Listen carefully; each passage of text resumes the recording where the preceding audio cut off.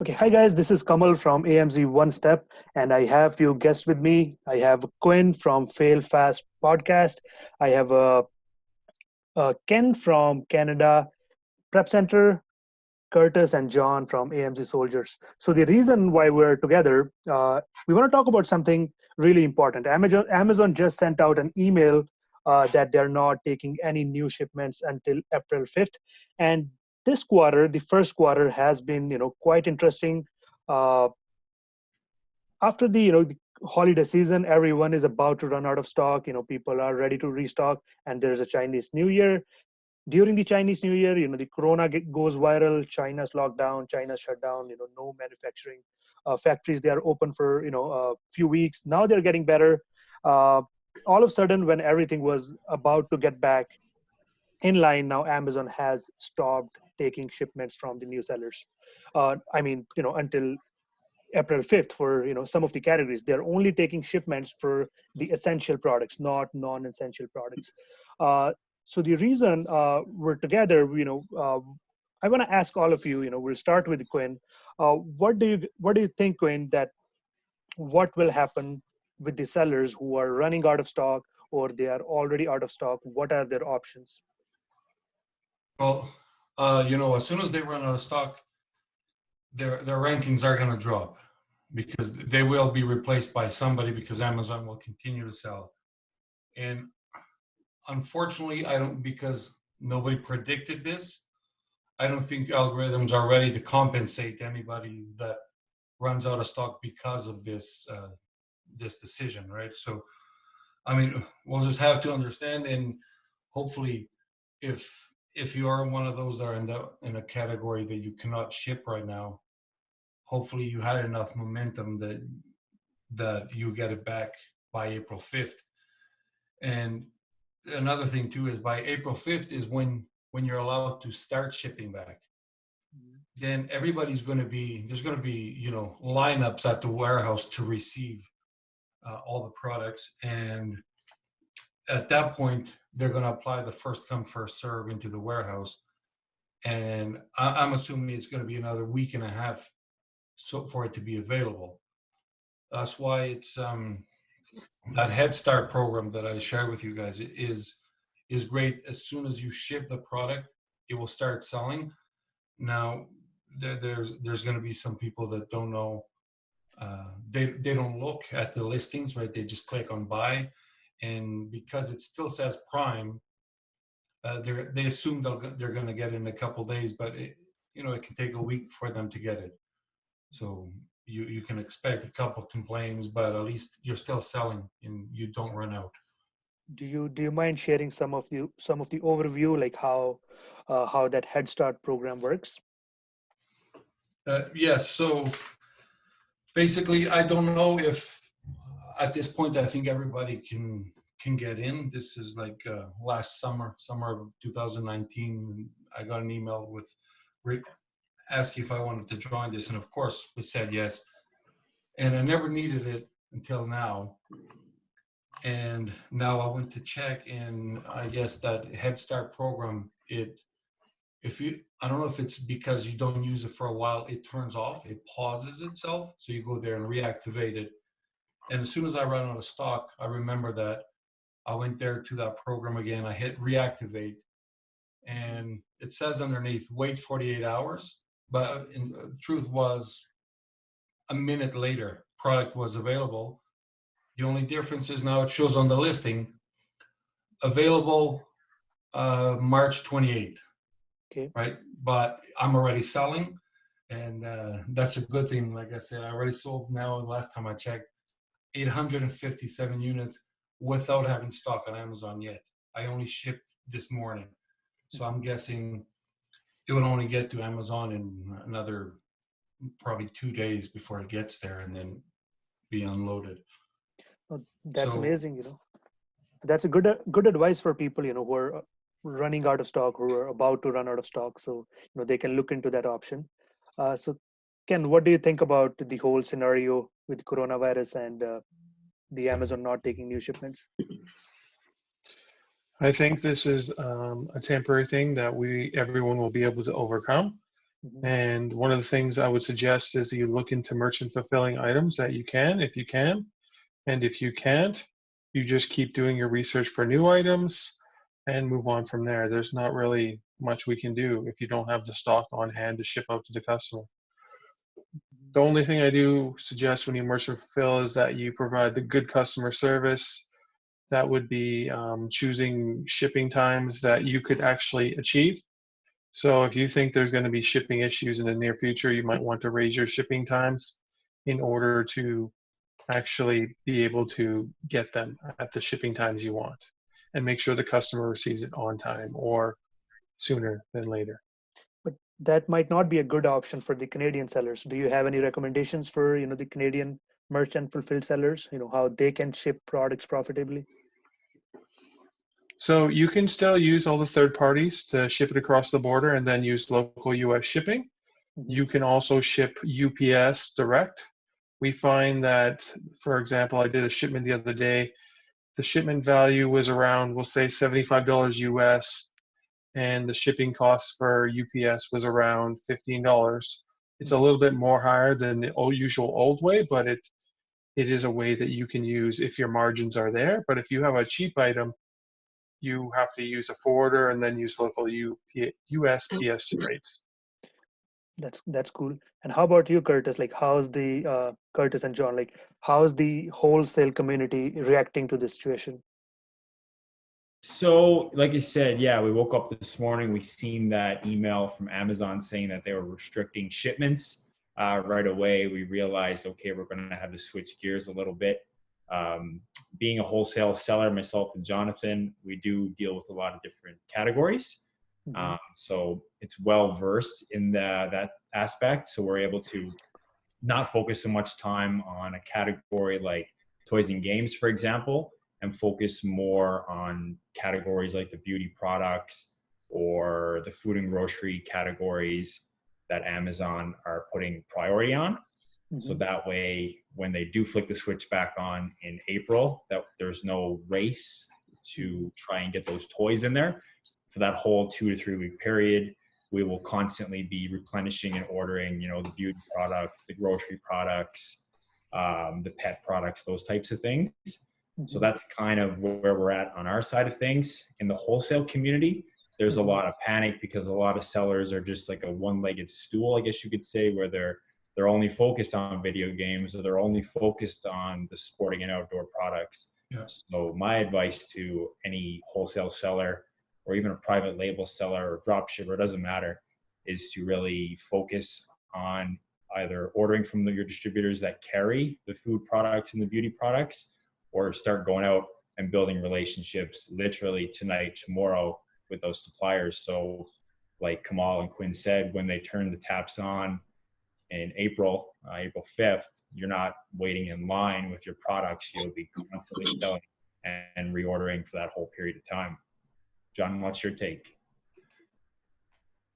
Yeah. So I guess, like Curtis said, I mean, us being in the wholesale world of it, we can adjust fairly, I want to say easily, but we can kind of churn on a dime a little bit easier than I would assume that the private label community is able to do with their stock of their one product, of two products in whatever category. But it's been a bit of a struggle. I mean, we woke up this morning and kind of there was a bit of a panic set in. We had worked on all kinds of orders that we had in place for to fulfill throughout the week.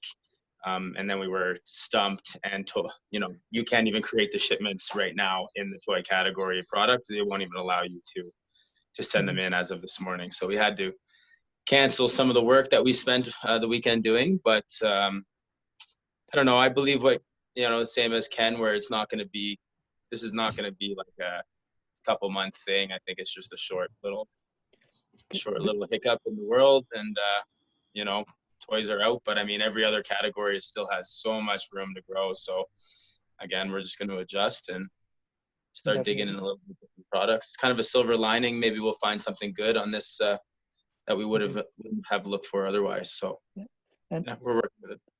that's amazing. And for the sellers, who have like thousands of SKUs, is there any easy way to find out what products are restricted, what products are not? Is there any easy way to find out? Have you guys figured that out Um, yet? an easy thing that we do a lot, especially if you're just using multiple SKUs or multiple ASINs to try to look at multiple products at once, and just do a bulk upload in your store and create a shipping plan. And it should tell you right there amongst the shipping plan whether it's restricted or not. So if it's restricted, leave it alone for now and focus on what's not. That's cool. And Quinn, how about some sellers who are already their product is in manufacturing, or their or the product is already in the sea, on its way. What's the option for them? Are they just going to have to wait at the Amazon warehouse, or they can hire a prep center or any 3PL companies? If it's on the way at sea, hopefully you've done the Amazon labels already. So anything that has been, you already created the label, will be received, because the only thing Amazon stopped was your ability to create new labels, right? So that was the only thing that they limited. If the label is created, for example, if I ship from China, before it leaves, I have to tell my shipper where to take it to. So I already have the labels created.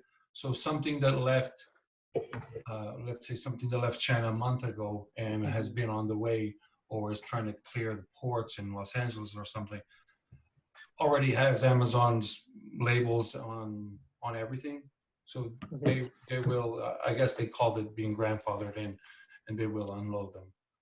Okay, so they'll just unload, and they probably not receive until April 5, and then they'll just start first come, first serve, probably. Yes, that I mean, I don't know that part, what they're going to do with them after that at the warehouse. But from what I know right now, like the only thing that was stopped was the ability to create new shipments to some products, not the unloading process. Okay, sounds good. And Ken, I just wanted to ask you about how are the sellers, the brands that you're working with, how are they reacting to the situation? Like, are they still sending you a lot of shipments? Are they in the panic zone? What's your take on the clients that you're working with? Most brands that I work with have what I call like a 4 to 6 month plan. So this is a small hiccup in what they're doing, and they're just readjusting their shipping times, or delaying products coming from overseas, or just storing them in their local warehouses before shipping them in. Most of them, they plan like a product for some of them they launch is like, they've set it up in December last year, and they don't expect it to get to June. So they know this delay, and they're adding the extra month in, and they're just taking that as the cost of doing business right now. Great. And Curtis, what do you think? Like, for now, it's April 5th, but I hope not. What if the date is extended to another 1 month, or maybe a couple of months after that, if the situation is not under control? How should Amazon sellers or wholesalers be prepared for that next few months? Good question. It's something myself and Jonathan have talked about, how we're going to be able to forecast, April 5th and beyond, if it does get extended.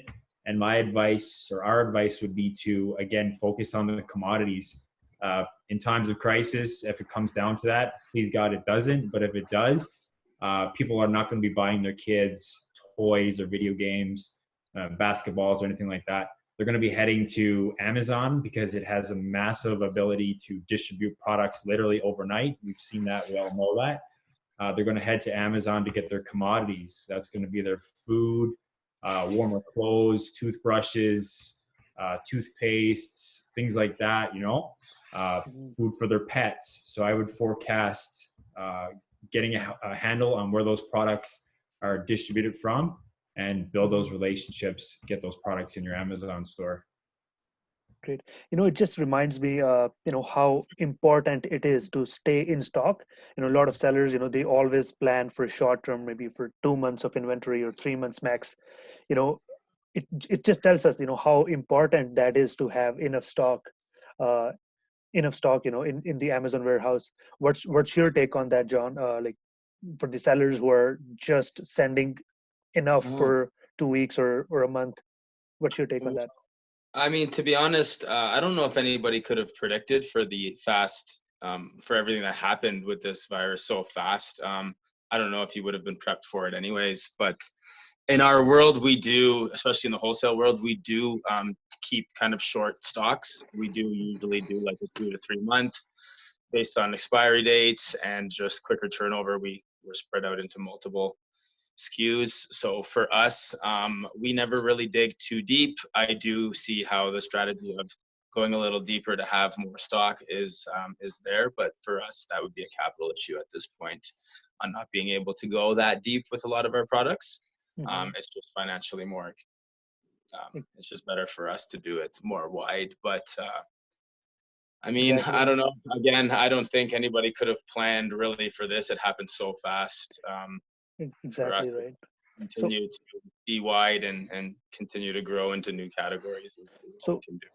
some of the the new sellers who are jumping into the wholesale market, they mainly start with one product. How important is that to diversify the categories or diversify the products they are selling? For example, if someone is selling only one product and it's only it's restricted, their business is kind of almost you know it, it's very risky situation for next few months if they are in out of stock. So how important is that to diversify? How should the new sellers, is there any change in strategy in your course, or what are you guys recommending now?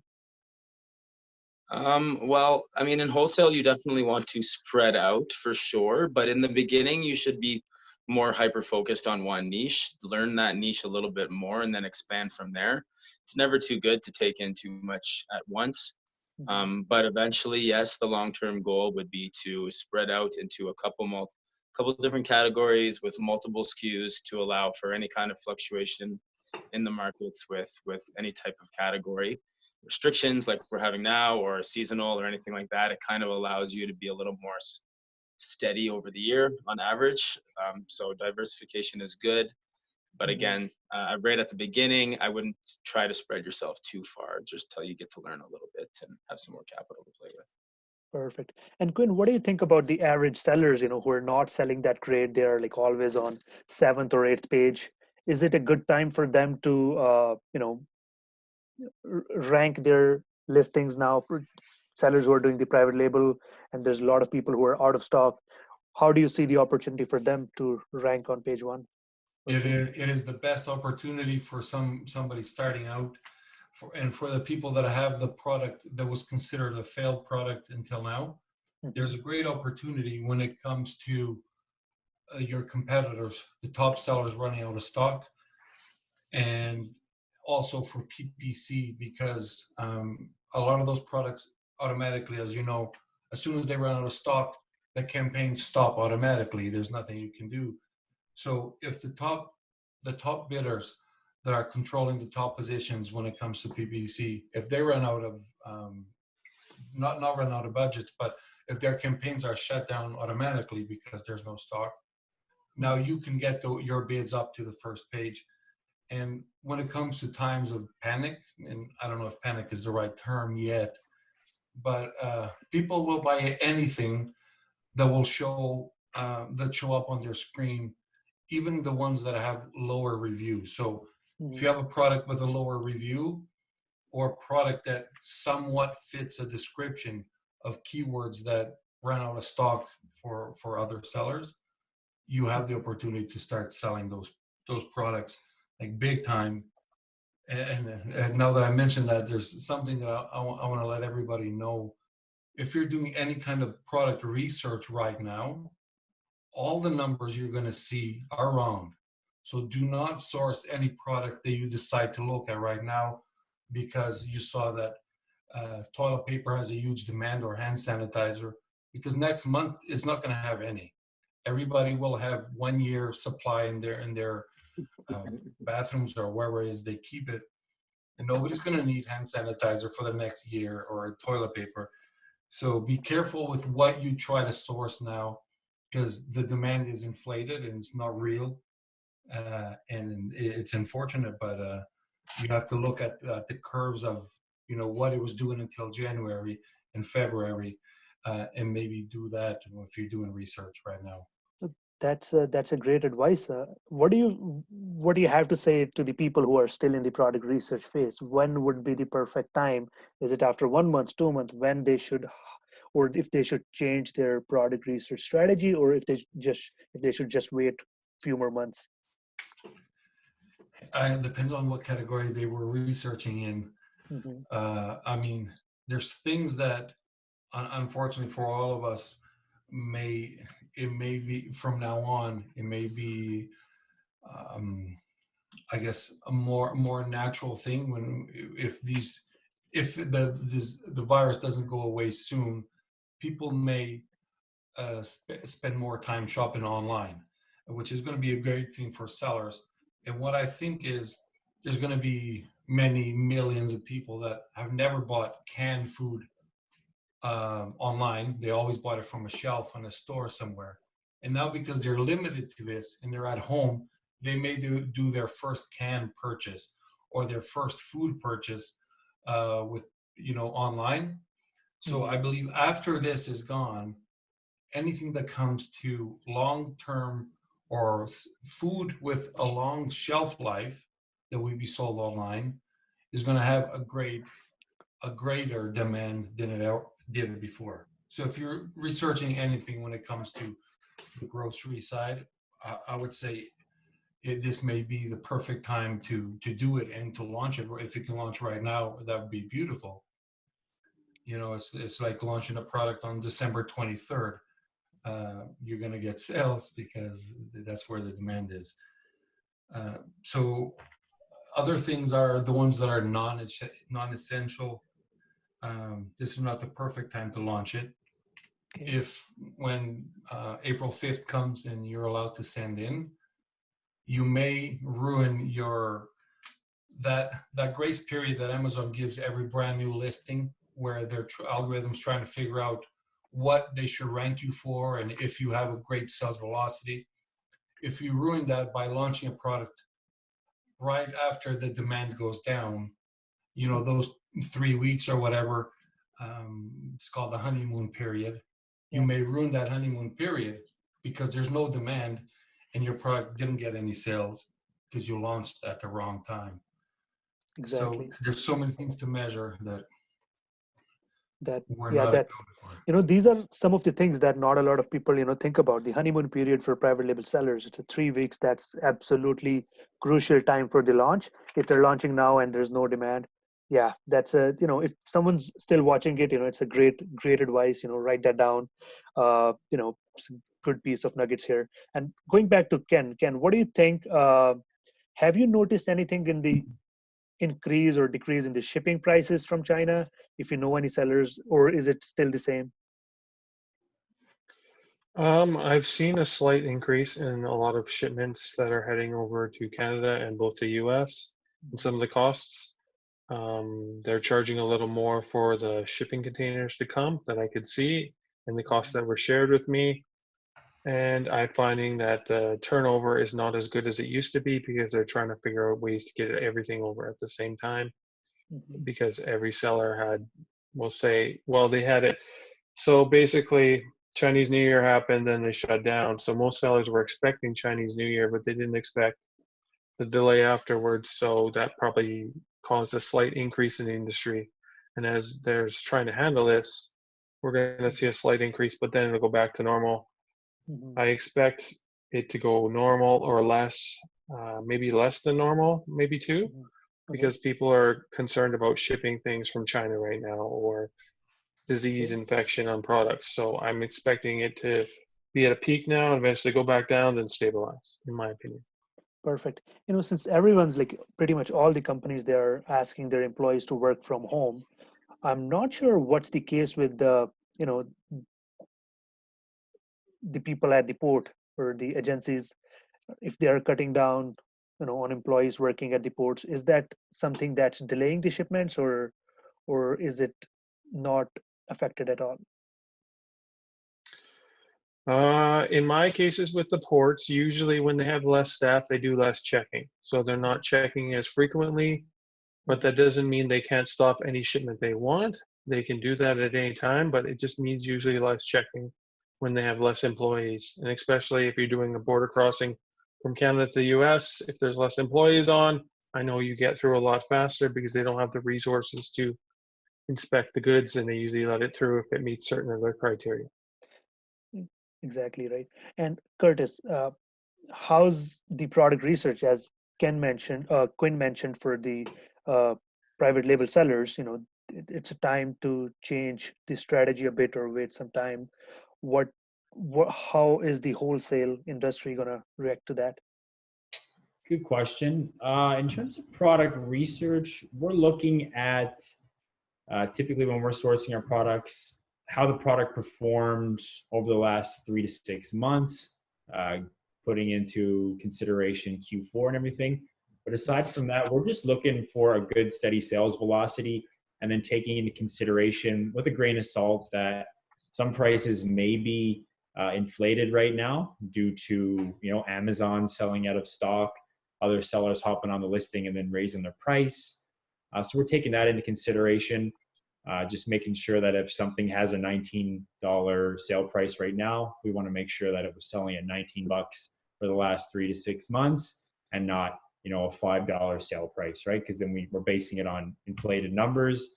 And given the current state, we don't really know what's going to happen tomorrow for the next couple of weeks. Things could take a turn for the better.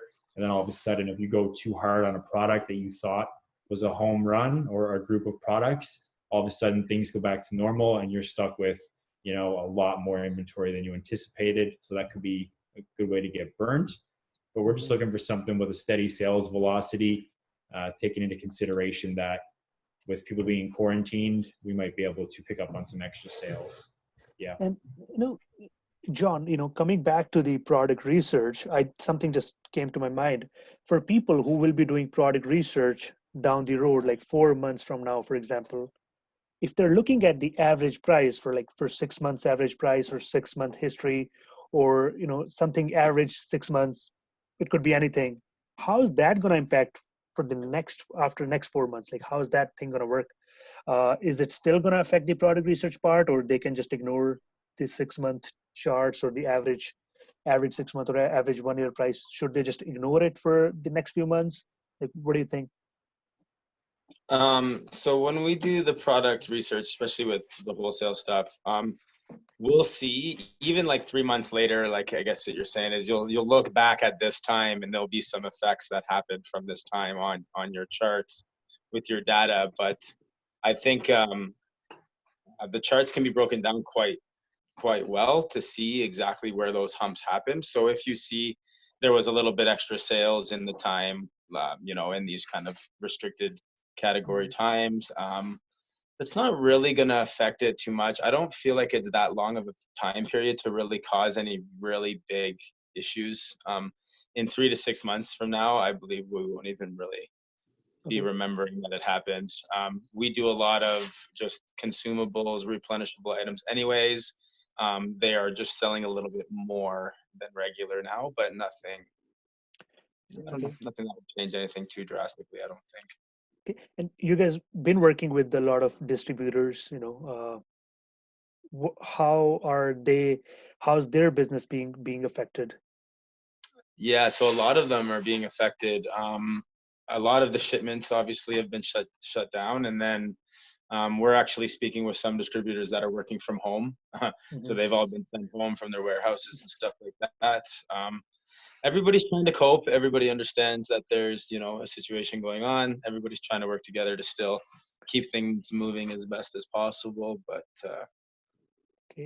no, we'll all make it through, and it'll be good on the other side anyways. So exactly right. So Quinn, what's your final comments on this situation before we end this? Well, when John was speaking, I started thinking about all the sellers that are fighting for a buy box. Sometimes when it comes to a wholesale, there's always the ones that are around the buy box price, and it's more of a question than anything. And then there's that last one that's been selling the $19 item for $127, and it's had it there for 6 months, and of course didn't sell it. Amazon has been taking away everybody that's been price gouging, they've been banning them or taking them away from the listing.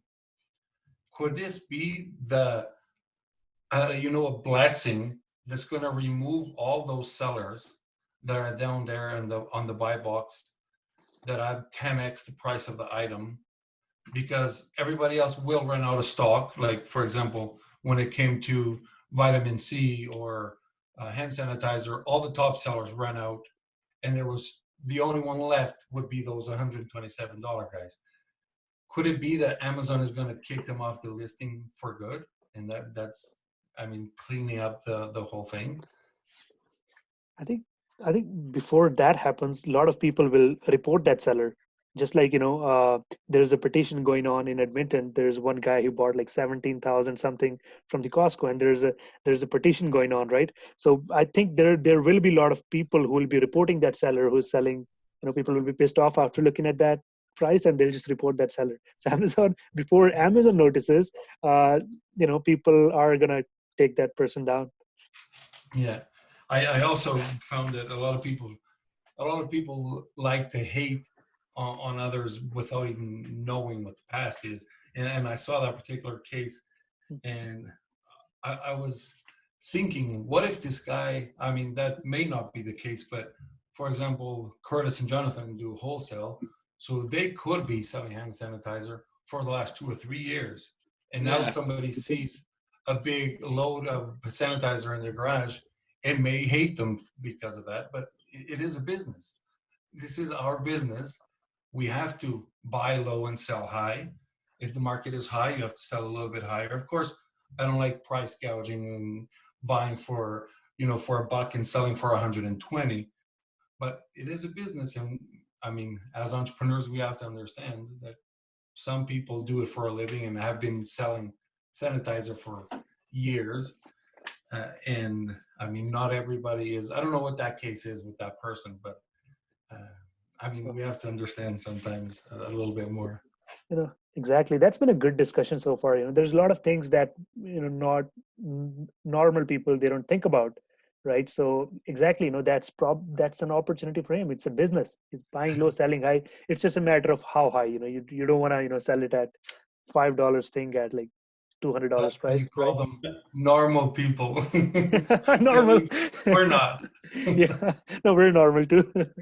The sellers and the non-sellers. That would be a good description. So, Ken, what's your final take on this whole situation? So I believe this is a wake-up call for a lot of people, because you've been selling maybe on Amazon or one other channel. It is the time to diversify. It is the time to omni-channel.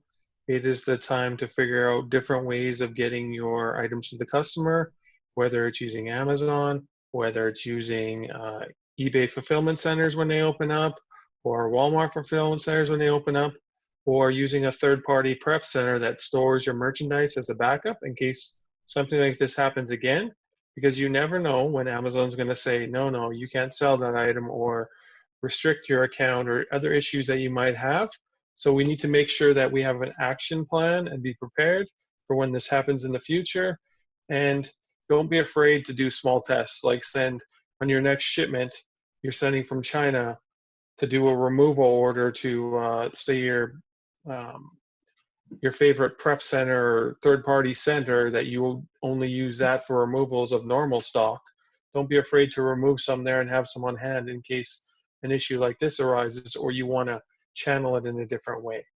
Yes, Amazon does merchant fulfill itself, but if you don't have stock there, you can't do that merchant fulfill channel. So make sure we're having lots of options open to us. Even if it's opening a Shopify store and doing it yourself, it's good to know the costs and start to figure that out in case something like this happens. So preparation is key, and don't be afraid to put a little bit of money into testing different ways of getting your products to customers along the different channels. Exactly, get out of the comfort zone and start diversifying. Good one. Okay, Curtis, what's your final take on this whole scenario? Like Ken said, it's definitely a wake-up call. Anybody who's been just selling, one method, whether that's Amazon, look at spreading out to other platforms like eBay. in terms of the products that you carry or the method that you sell on Amazon, whether that's wholesale, private label, retail arbitrage. Don't just focus on one category, spread out, get diversified, get to know the other markets and some of the key driving products. If you take a look at a Costco or a Walmart, for example, they just don't sell electronics. They just don't sell groceries. They sell a wide variety of different things. They're a department store, and you should operate your Amazon business, we think, like a department store. Have your grocery department for times like this. And again, think about grocery as a commodity. It's never going away. As long as Amazon is delivering packages, they're going to deliver food to the consumer. So that's always a key driver that we'd like to have stocked in our stores. And then again, look at some other awesome things that are never going to go away, like health and beauty products, baby products. People are going to spend money on those, whether they're broke in a time of crisis, all the way down to their last dollar. So again, we strongly recommend diversifying. And for anybody who does have product left in their store, don't price gouge. That's not a good way to operate your business. I mean, it's really exciting to jack your price up 10, 20 times and make that extra couple $100. But again, think of how you'd feel if you were getting price gouged and you really needed that tube of toothpaste and it was $100 on Amazon, right? You wouldn't feel too comfortable paying that, but you probably would pay for it and you'd be pretty pissed off. So again, don't price gouge, price it fairly and make your money and keep everybody happy. Exactly right. Good points. And you reminded me of the retail arbitrage sellers. The sellers we just ignored in this whole webinar. I'm not sure how they are doing because the things are like out of stock already. Does anyone want to add something to that? If anyone's still doing if you know anyone who's doing RA, like how are they doing? Well, go ahead. Well, there's definitely some products that you can't RA right now, like soup. When you go to the store, the soup is empty, the flour is empty, all the basic goods are empty. So if you're trying to RA those, you can't get them. But if you're trying to merchant fulfill those, you should turn those listings off. And then if you only merchant fulfill things that you have on hand, that's what my suggestion is. Okay, perfect. So John, what's your final take on this whole thing? Well, I would say to not panic overly, and use the time to learn from it and adjust. It is a business, and everybody is an entrepreneur going into the online world. It is never going to be straight up. So expect for some pushback in your journeys. That's just going to be the way it is. I'm going to be using a lot of the time that I have. My gym's closed, all these things are closed, but I'm going to be using that time to educate myself, be better prepared in the future for any other things like this that might happen. And, just take what you can away from it. It doesn't always have to be. I know it's a bad time and everybody, things are going on, but hey, we got to adjust and we have to adapt. So that's what we're doing. Exactly right. That's what entrepreneurs do. So thank you so much, guys, for joining this call. And I hope this was valuable to a lot of you out there. If you have any feedback, just comment below or like this video. It will be shared on all of our channels, probably on John Curtis channels as well. Ken and Quinn might also share this. Just feel free to let us know what you think. And until then, thank you so much, guys, and have a great day. Thank you. Hey, guys.